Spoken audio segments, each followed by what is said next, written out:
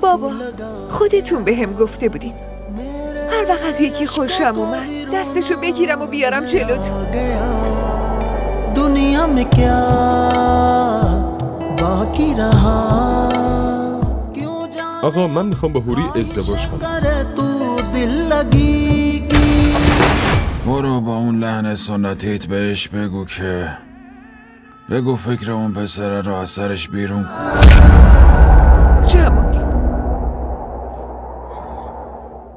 پدرم قهرمانمو نابود کرد.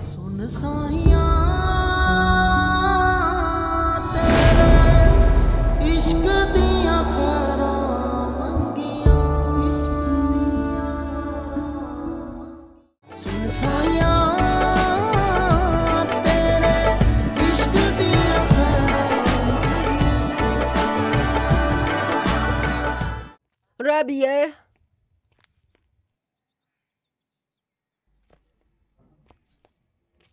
ربیه. بله مادر جان. زنگ بزن.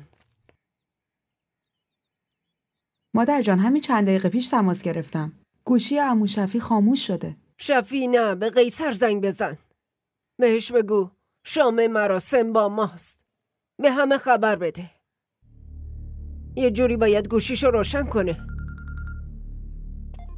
مادر جان عمو شفی داره زنگ میزنه. الو سلام عمو شفی. بله الان اینجا وایسادم. بله صحبت کنیم. بفرمایید.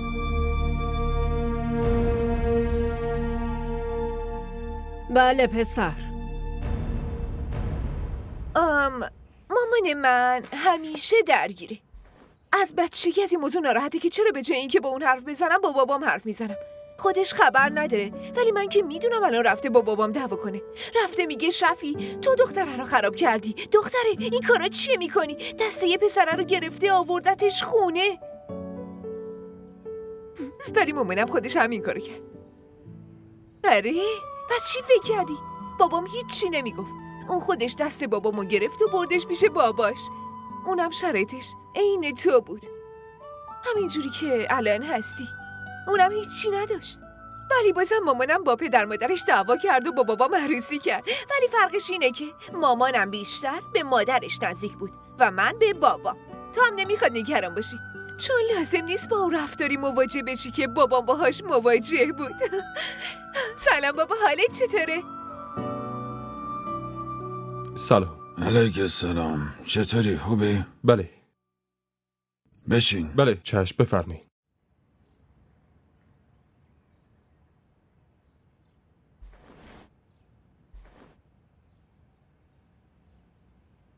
درسات چطورن؟ خوبن آقا. چند وقت دیگه امتحان داریم. یکم سرم شلوغه. خوبه.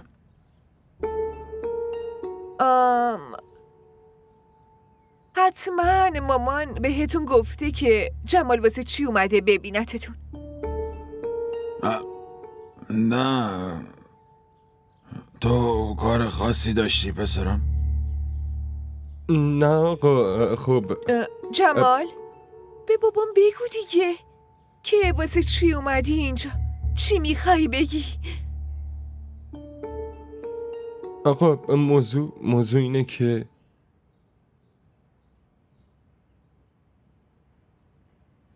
آقا من میخوام با هوری ازدواج کنم.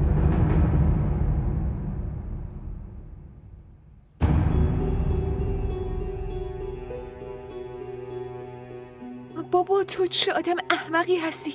چیزی رو که باید آخر از همه میگفتی همین الان گفتی؟ آقا من میدونم نباید این حرف خودم میزدم ولی آخه کسی رو ندارم به جز مادرم.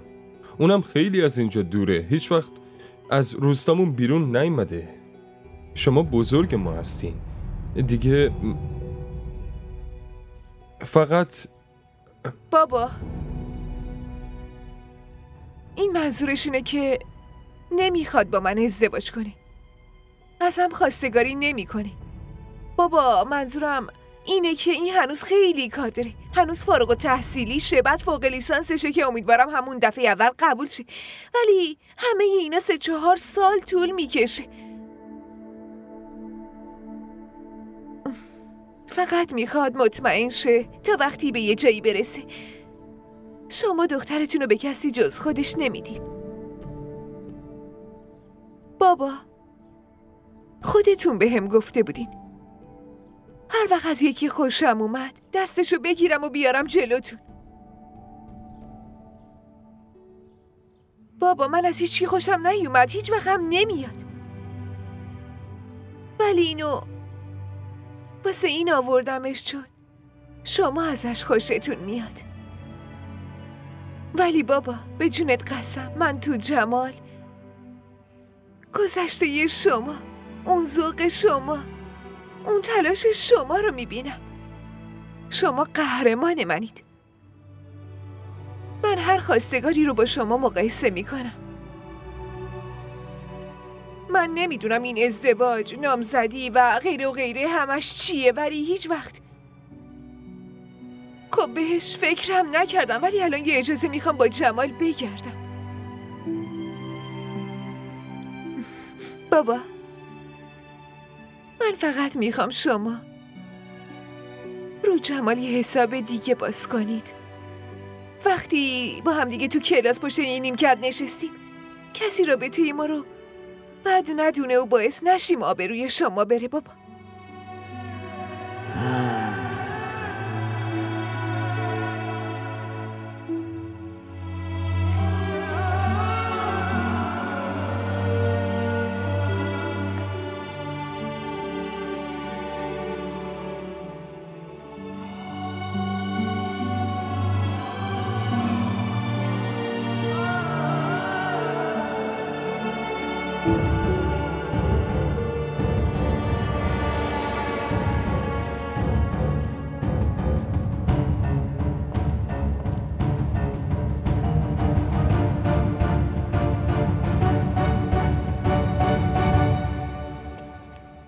الان بگو دیگه دختر.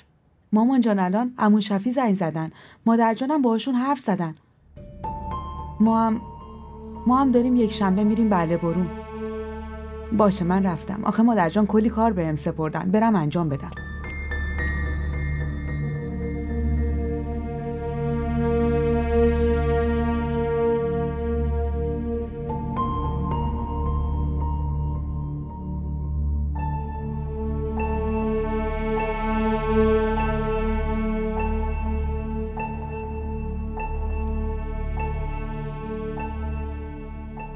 کار خوبی نکردی شهلا.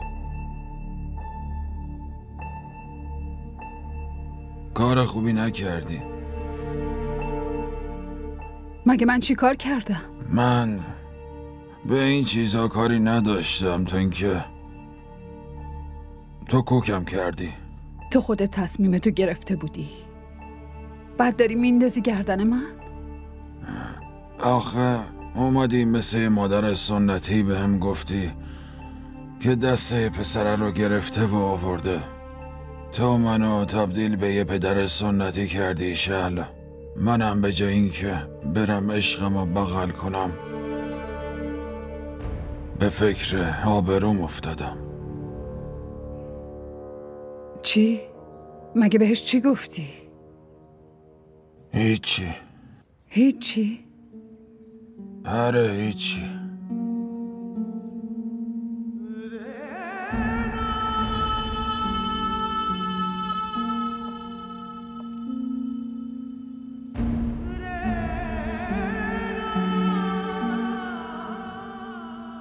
برو شهلا، برو با اون لحن سنتیت بهش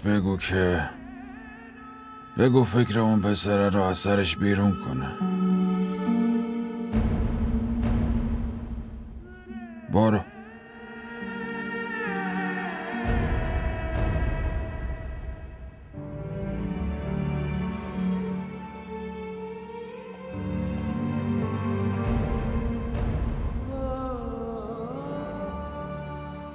بابا، چی شدی؟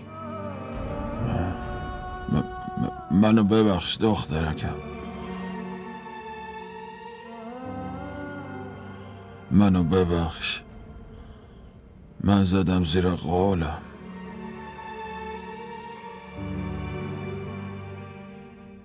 شرمندم.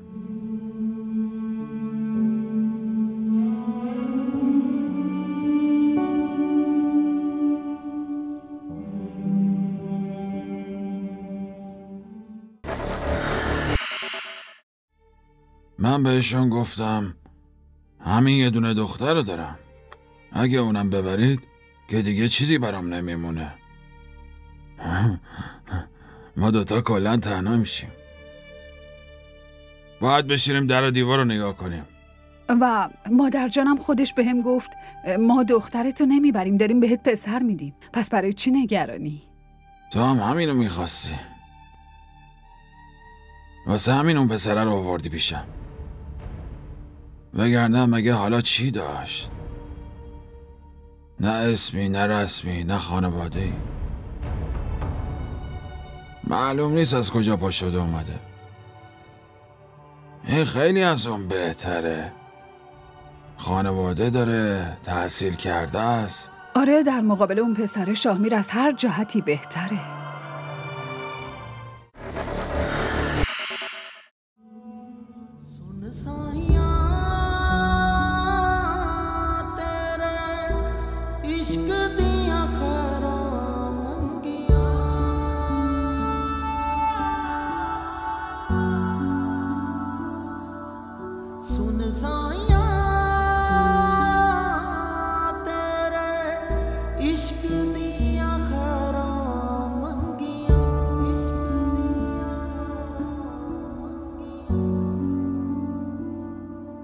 جمال،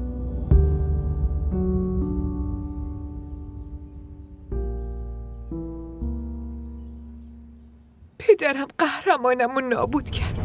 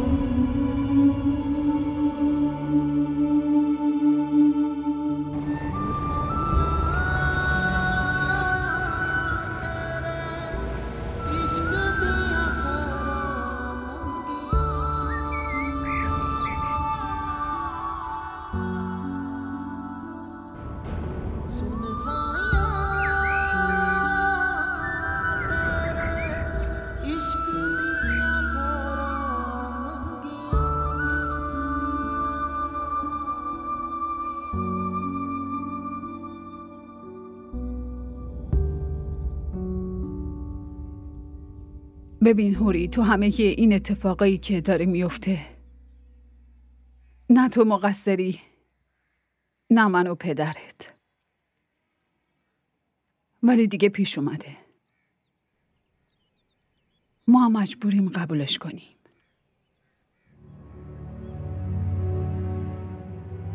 من خودمم خیلی ناراحتم. بابات که حالش از هممونم بدتره. تو این 4-5 روز حتی یه لقمه غذا هم نخورده. اونی که به کوچکترین خواسته های تو اهمیت میداد. آخه واقعا امروز چطور میتونه تو رو توی این حال ببینه؟ اینا همش قسمته. همش رو پیشونی آدم نوشته شده. خودت هم خوب میدونی که نمیشه با قسمت جنگید. باید مصلحت خدا بدونی و قبولش کنی. ببین عزیز دلم، از این به بعد باید زندگی تو با این آدما بگذرونی. امروز اولین برخوردیه که میتونی باشون داشته باشی. هر رفتاری که از خودت نشون بدی تا آخر عمرت با اون میشناسنت.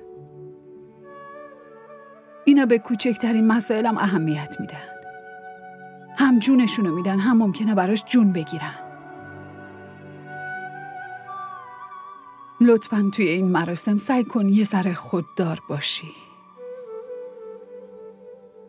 وگرنه کل زندگیت به خاطر این رفتارت بهت متلک میندازن. خواهشاً اشک نریز.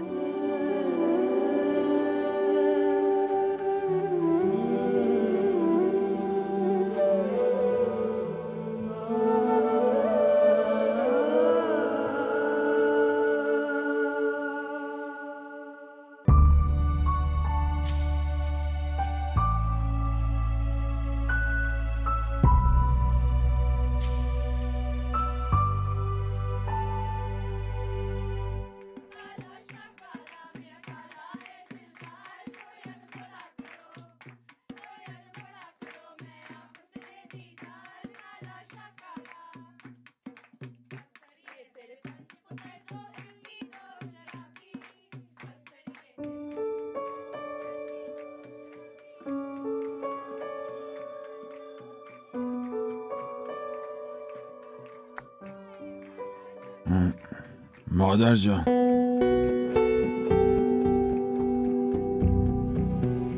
مادر جان. بله پسرم. من همین یه دختر رو دارم،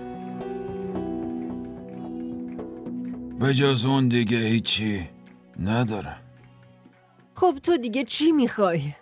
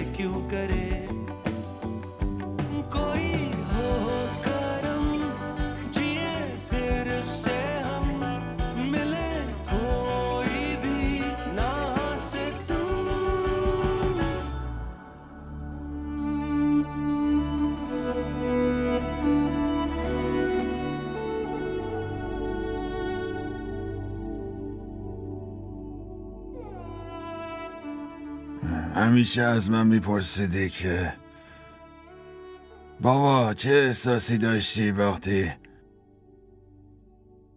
کنار رودخونه بودی و داشتی میدیدی که همه چی تو اون سیل میبره. دخترم، من حسیو داشتم که تو الان داری. فرقش فقط اینه که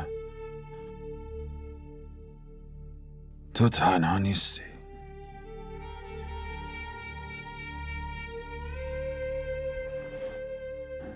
ببین دخترم، من این ازدواج رو با کلی شرط و شروط قبول کردم. نه مشکلی برای درست پیش میاد، نه برای کار کردنت، نه برای زندگیت. بعد ازدواجم میتونی همینجا زندگی کنی، پیش خودمون. اونا هیچ مشکلی ندارن. من بهشون گفتم همین یه دونه دختر رو دارم، اگه اونم ببرید که دیگه چیزی برام نمیمونه. ما دوتا کلاً تنها میشیم. باید بشینیم در و دیوار رو نگاه کنیم. و مادر جانم خودش بهم گفت ما دخترتو نمیبریم، داریم بهت پسر میدیم. پس برای چی نگرانی؟ تو هم همینو میخواستی، واسه همین اون پسره رو آوردی پیشم. وگرنه مگه حالا چی داشت؟ نه اسمی، نه رسمی، نه خانواده‌ای. معلوم نیست از کجا پا شده اومده. این خیلی از اون بهتره. خانواده داره، تحصیل کرده است. آره، در مقابل اون پسر شاهمیر از هر جهتی بهتره. این ازدواج هیچ تغییری تو زندگیت نمیاره بابا. نه تو سبک زندگیت، نه تو دوستات. ولی حواست به یه چیز باشه. با این انگشتری که دستت کردی به نام کسی شدی. این شالی هم که سرت کردی این عزتته. هر دوستی، هر رابطه‌ای بعد اینم میاد.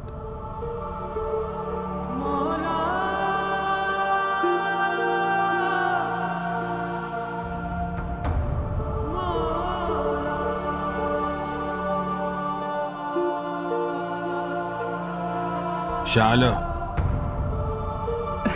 بیا بریم.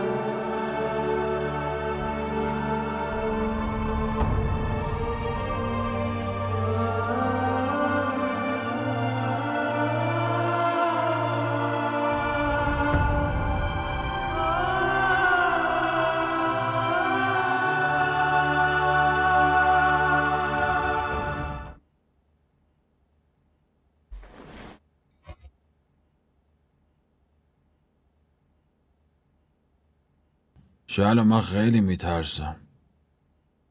آخه از چی؟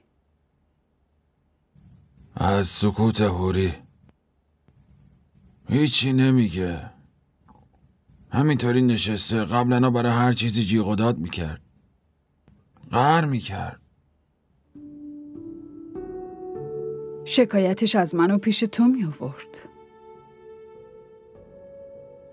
حالا شکایت باباشو پیش کی ببره؟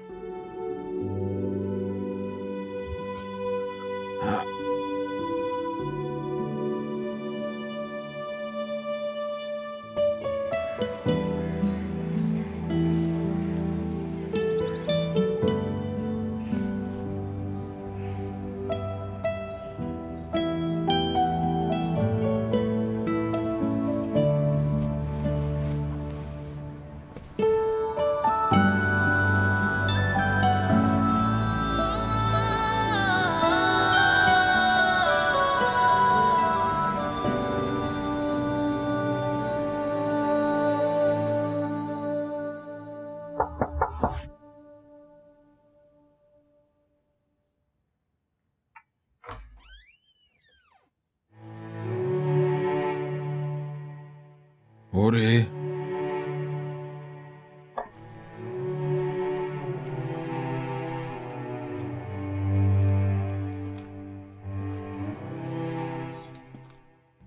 هوری؟ من دارم 1-2 روز میرم اسلام آباد.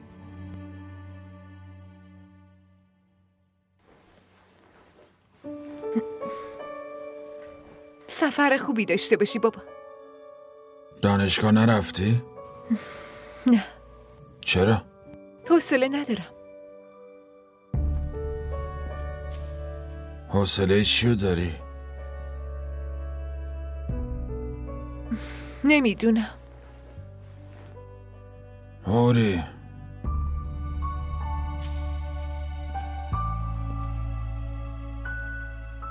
نمیدونم که تا چه حد بهت بد کردم بابا، ولی بگو، حرف بزن با هم.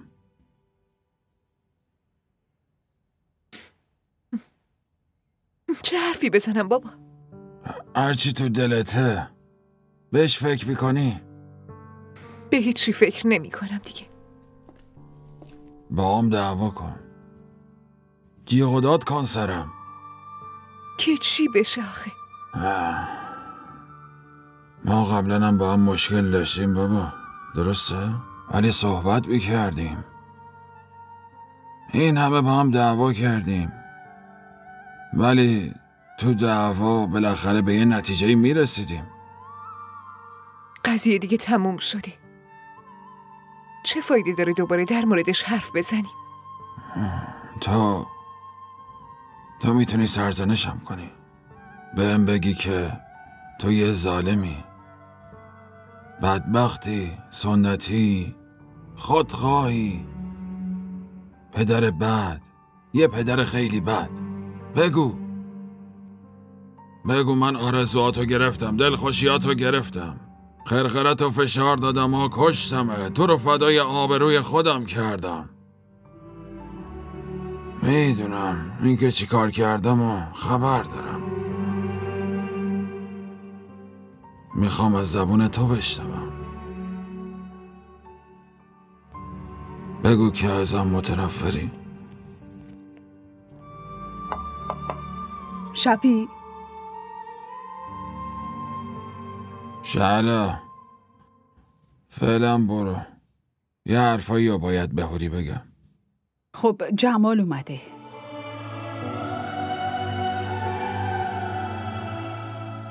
اینو ببینه.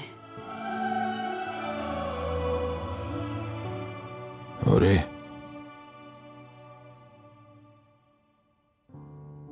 این غمی که به دلت انداختم اگه برای یکی دیگه تعریفش کنی خیلی ناراحت میشم بابا. هیچ صدایی از قبر در نمیاد. حالا هر کی میخواد بالا سرشون بشینه.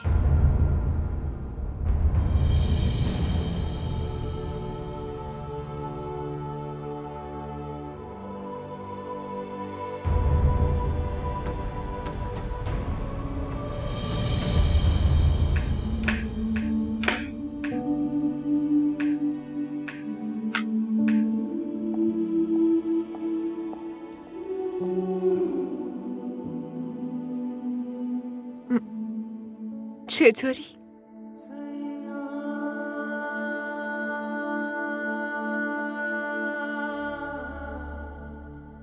تو چطوری؟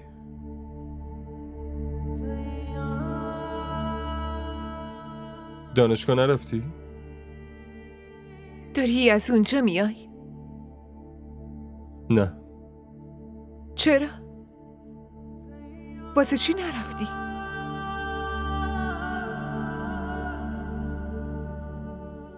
من دیگه نمیتونم، ولی تو ادامه بده دیگه. اینا اومدم اینا رو پس بدم. اینا چیان؟ لباس و کفشت. اومدی بزنی تو صورتم؟ نه، نمیتونستم با خودم ببرمشون. جاییم که دارم میرم نیازی به اینا ندارم. کجا داری میری؟ جایی که ازش اومدم. جمال، الان هفته دیگه امتحاناتته. من امتحانامو دادم. کارنامه‌م هم اومد.